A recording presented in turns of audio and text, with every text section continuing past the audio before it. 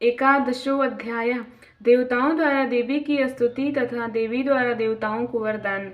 मैं भुवनेश्वरी देवी का ध्यान करती हूँ। उनके श्री अंगों की आभा प्रभात काल के सूर्य के समान है और मस्तक पर चंद्रमा का मुकुट है। वे उभरे हुए स्तनों और 3 नेत्रों से युक्त हैं। उनके मुख पर मुस्कान की छटा छाई रहती है और हाथों में वरद, अकुश, पाश, अभय मुद्रा शोभा पाते हैं। ऋषि कहते हैं देवी के द्वारा वहाँ महादैत्यपति शुंभ के मारे जाने पर इंद्र आदि देवता अग्नि को आगे करके उन कात्यायनी देवी की स्तुति करने लगी। उस समय अभिष्ट की प्राप्ति होने से उनका मुख कमल दमक उठे थे और उनके प्रकाश से दिशाएं भी जगमगा उठी थी। देवता बोले, शरणागत की पीड़ा दूर करने वाली देवी, हम पर प्रसन्न हो। संपूर्ण जगत की माता, हम पर प्रसन्न हो। विश्वेश्वरी, विश्व की रक्षा करो। देवी, तुम ही चराचर जगत की अधीश्वरी हो। तुम इस जगत का एकमात्र आधार हो, क्योंकि तुम पृथ्वी रूप में तुम्हारी ही स्थिति है। देवी, तुम्हारा पराक्रम अलंघनीय है। तुम ही जल रूप में स्थित होकर संपूर्ण जगत को तृप्त करती हो। तुम अनंत बल संपन्न वैष्णवी शक्ति हो। इस विश्व की कारणभूता परामाया हो। देवी, तुमने इस समस्त जगत को मोहित कर रखा है। तुम ही प्रसन्न होने पर इस पृथ्वी पर मोक्ष की प्राप्ति कराती हो। देवी, संपूर्ण विद्याएं तुम्हारे ही भिन्न भिन्न स्वरूप हैं। जगत में जितनी स्त्रियां हैं वे सब तुम्हारी ही मूर्तियां हैं। जगदम्ब, एकमात्र तुमने ही इस विश्व को व्याप्त कर रखा है। तुम्हारी स्त्री क्या हो सकती है? तुम तो वस्तवन करने योग्य पदार्थों से परे एवं परवाणी हो। जब तुम सर्वस्वरूपा देवी स्वर्ग तथा मोक्ष प्रदान करने वाली हो, तब इसी रूप में तुम्हारी स्तुति हो गई। तुम्हारी स्तुति के लिए इससे अच्छी युक्तियां और क्या हो सकती हैं? बुद्धि रूप से सब लोगों के हृदय में विराजमान रहने वाली तथा स्वर्ग एवं मोक्ष प्रदान करने वाली नारायणी देवी, तुम्हें नमस्कार है। कला, काष्ठा आदि के रूप में क्रमशः परिणाम अवस्था परिवर्तन की ओर ले जाने वाली तथा विश्व का उपसंहार करने में समर्थ नारायणी, तुम्हें नमस्कार है। नारायणी, तुम सब प्रकार का मंगल प्रदान करने वाली मंगलमयी हो, कल्याणदायिनी शिवा हो। सब पुरुषार्थों को सिद्ध करने वाली शरणागत वत्सलता देवी, 3 नेत्रों वाली एवं गौरी हो, तुम्हें नमस्कार है। तुम सृष्टि पालन और संहार की शक्तिभूता सनातनी देवी, गुणों का आधार तथा सर्वगुणमयी हो। नारायणी, तुम्हें नमस्कार है। शरण में आए हुए दीनों एवं पीड़ितों की रक्षा में संलग्न रहने वाली तथा सबकी पीड़ा दूर करने वाली नारायणी, तुम्हें नमस्कार है। नारायणी, तुम ब्रह्मांडी का रूप धारण करके हंसों से जुते हुए विमान पर बैठती तथा कुछ मिश्रित जल छिड़कती रहती हो, तुम्हें नमस्कार है। माहेश्वरी रूप से त्रिशूल, चंद्रमा सर्प को धारण करने वाली तथा वृषभ की पीठ पर आरूढ़ होकर बैठने वाली, तुम्हें नमस्कार है।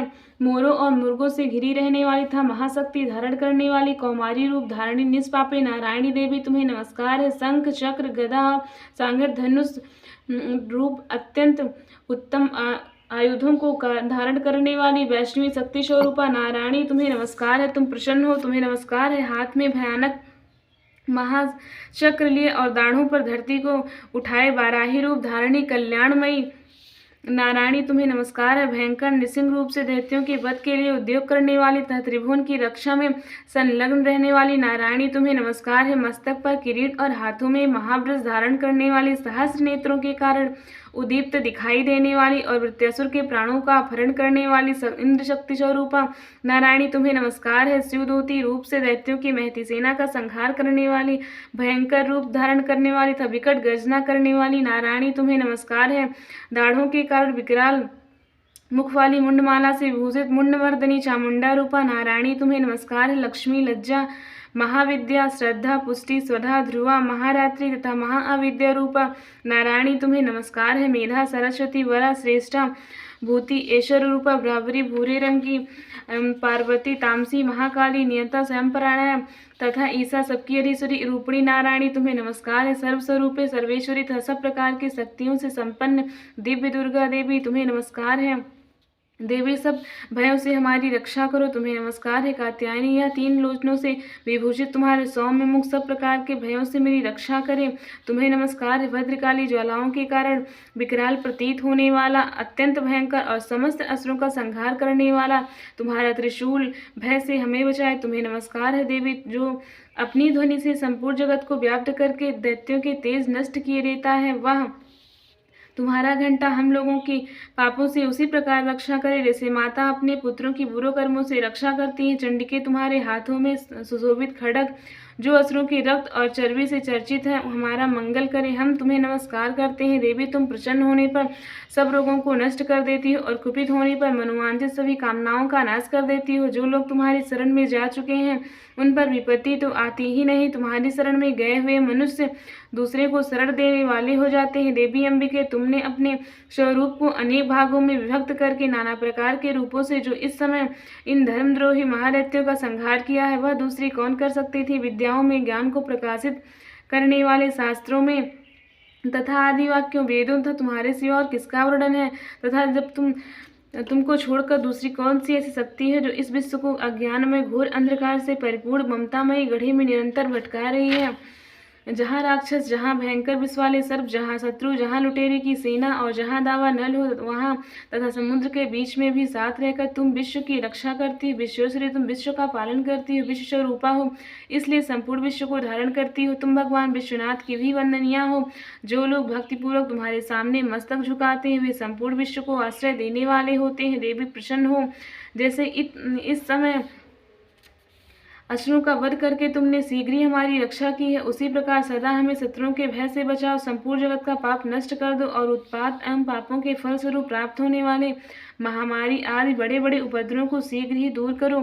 विश्व की पीड़ा दूर करने वाली देवी, हम तुम्हारे चरणों पर पड़े हुए हैं, हम पर प्रसन्न हो। त्रिलोक निवासियों की पूजनीय परमेश्वरी, सब लोगों को वरदान दो। देवी बोली, देवताओं, मैं वर देने को तैयार हूँ। तुम्हारे मन में जिसकी इच्छा हो वह वर मांग लो। संसार के लिए उस उपकारक वर को मैं अवश्य दूंगी। देवता बोले, सर्वेश्वरी, तुम इसी प्रकार तीनों लोगों की समस्त बाधाओं को शांत कर और हमारे शत्रुओं का नाश करती रहो। देवी बोली, देवताओं, व्यवचित मनवंतर के 28वें युग में शुंभ और निशुंभ नाम के दो अन्य महादैत्य उत्पन्न होंगे। तब मैं गोपनंद के घर में उनकी पत्नी यशोदा के गर्भ से अवतीर्ण हो विंध्याचल में जाकर रहूंगी और उक्त दोनों असुरों का नाश करूंगी। फिर अत्यंत भयंकर रूप से पृथ्वी पर अवतार ले मैं प्रचलित नाम वाले दानवों का वध करूंगी। उन भयंकर महादैत्यों का भक्षण करते समय मेरे दांत अनार के फूल की भांति लाल हो जाएंगे। तब स्वर्ग में देवता और मृत्युलोक में मनुष्य सदा मेरी स्तुति करते हुए मुझे रक्त दंतिका कहेंगे।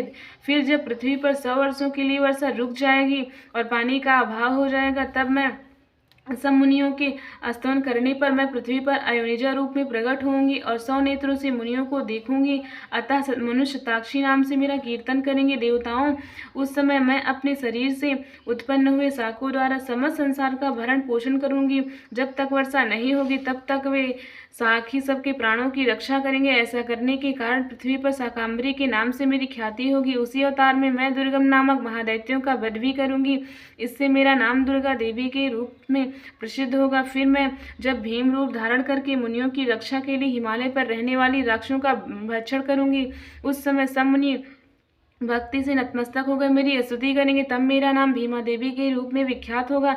जब अरुण नामक दैत्य तीनों लोकों में भारी उपद्रव मचाएगा, तब मैं तीनों लोकों का हित करने के लिए 6 पैरों वाले असंख्य ब्राह्मणों का रूप धारण करके उस महादैत्य का वध करूंगी। उस समय सब लोग ब्राह्मणी के नाम से चारों ओर मेरी स्तुति करेंगे। इस प्रकार जब जब संसार में दानवीय बाधा उपस्थित होगी तब तब मैं अवतार लेकर मैं शत्रुओं का संहार करूंगी। इस प्रकार श्री मार्कंडेय पुराण में सर्वाणी मनवंतर के कथा के अंतर्गत देवी महात्म्य देवी स्तुति नामक 11वां अध्याय पूरा हुआ। बुलवारी शक्ति जगत जननी माँ भगवती की जय।